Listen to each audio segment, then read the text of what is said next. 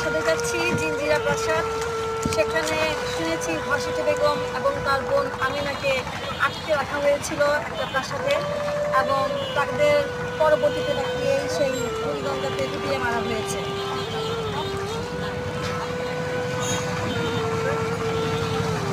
ঘসেটে বেগম আর সিরাজউদ্দৌলার মা আমিনা বেগম রে আটকে রাখছে।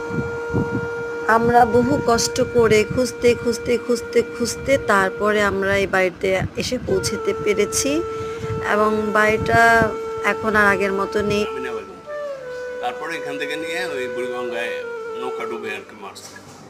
ঘসেটে বেগমকে? ওই যে সিরাজউদ্দৌলার মা, হ্যাঁ।